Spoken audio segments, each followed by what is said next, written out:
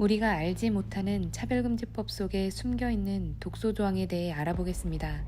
2020년 6월 29일 정의당이 차별금지법을 발의한 후 국가인권위원회에서 30일에 법률 제정 의견을 표명했습니다. 평등 및 차별금지법으로 이름을 바꾸어 제출하였지만 여전히 찬반 논의가 뜨거운데요.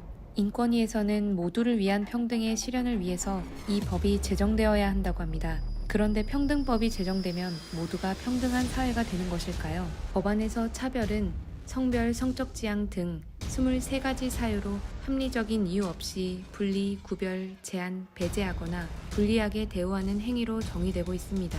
차별이라는 모호하고 주관적인 잣대로 국민의 자유를 침해하는 평등법 안에 숨겨진 독소조항을 살펴보겠습니다. 첫 번째, 죄형 법정주의 명확성 원칙 위반입니다.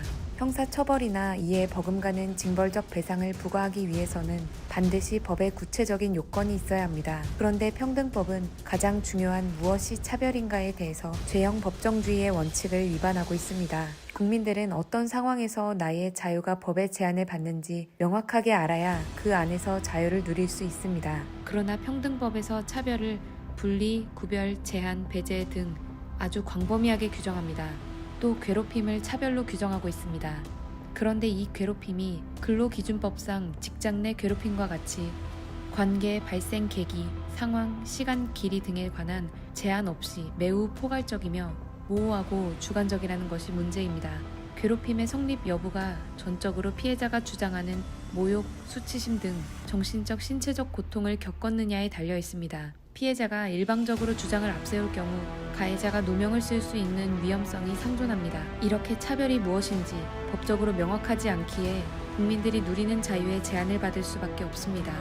두 번째는 입증 책임의 전환입니다. 차별행위가 아니라거나 정당한 사유가 있었다는 것을 피해를 당했다고 주장하는 자의 상대방이 입증해야 합니다. 이는 민형사법의 대원칙인 청구인 입증 책임 원칙을 전환한 것입니다. 차별이 있었는지 정당한 사유가 있었는지 묻지 않고 피해자가 인권위에 진정하고 법원에 제소하면 가해자로 지목된 사람이나 기관은 반대 입증을 하지 못할 경우 꼼짝없이 민형사 책임을 져야 합니다. 괴롭힘이라는 모호함을 근거로 묻지마 진정이나 제소가 남발할 여지가 너무 크고 그 결과 소송과 처벌이 두려워 국민들은 자신의 소신대로 말하거나 행동하지 못하게 됩니다.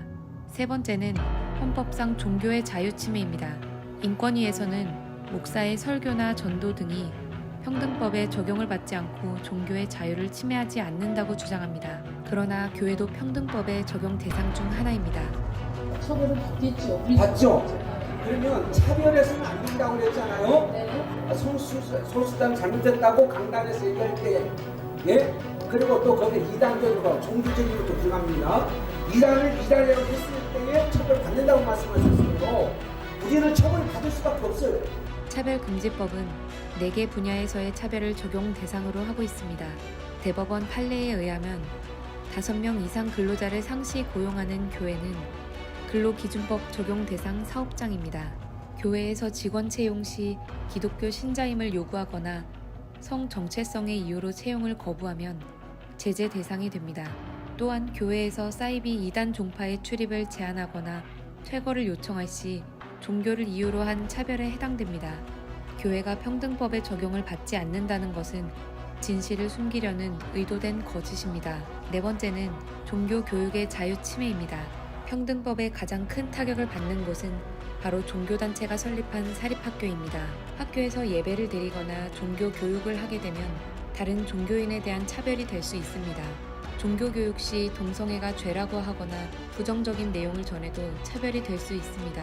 또 종교계 대학에서 채플 학점 이행을 졸업 요건으로 정하는 경우 이 또한 제재 대상이 될 수 있습니다. 다섯 번째는 이행 강제금과 같은 징벌적 손해배상을 통한 강력한 법적 강제력을 도입한 것입니다.